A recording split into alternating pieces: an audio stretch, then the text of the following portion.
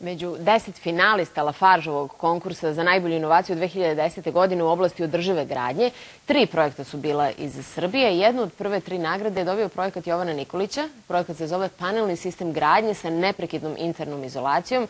I gospodin Nikolić je moj gost ovoga jutra u Jutarnjem programu. Dobro mi jutro. Dobro jutro. I dobro nam došli. I kažite mi za sam početak, kako ste vi došli na ideju da napravite ovakav jedan projekat i u čemu je, evo vi to najbolje možete da nam kažete, njegova osnovna specifičnost?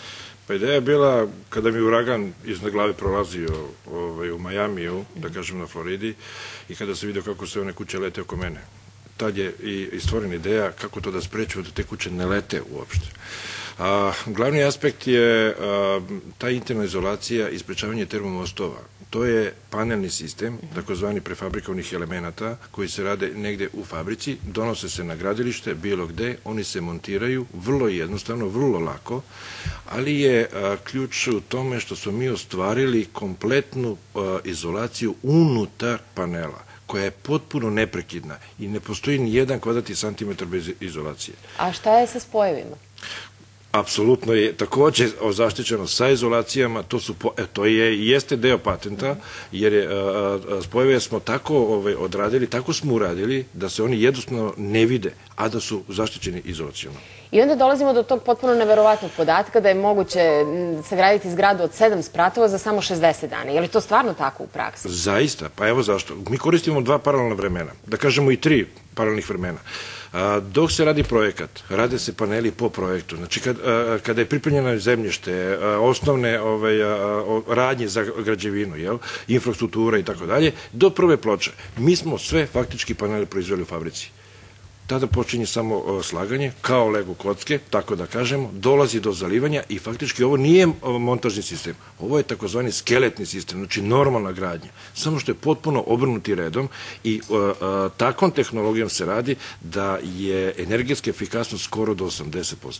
A koliko je tu moguće ispoštovati sve elemente i individualnosti u jednoj gradnji? Pitamo s obzirom na to da je reč o panelima koji se prave pre toga. Apsolutno, pa po vašoj želji... Ne moraju da se radi tipski objekt. Ne, pa po vašoj želji mi pravimo panele.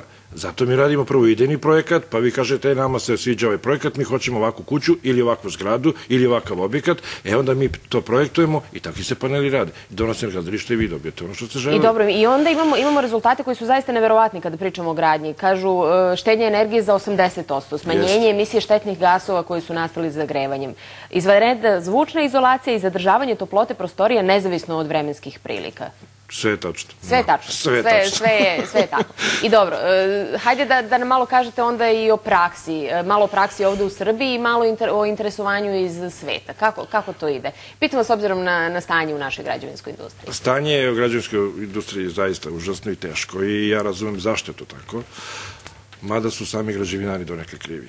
Jer toliko su skakale cene bez razloga, toliko su se stvarali neki profiti da zaista nije bilo i normalno.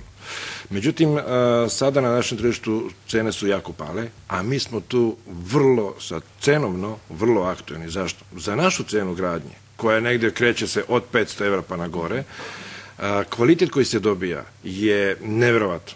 Znači, to je minimum visok kvalitet srednje klase. To je minimum što se dobija. Predstavili smo nešto novo. Hvala vam mnogo što ste vi bili naš gost u Jutarnjem programu.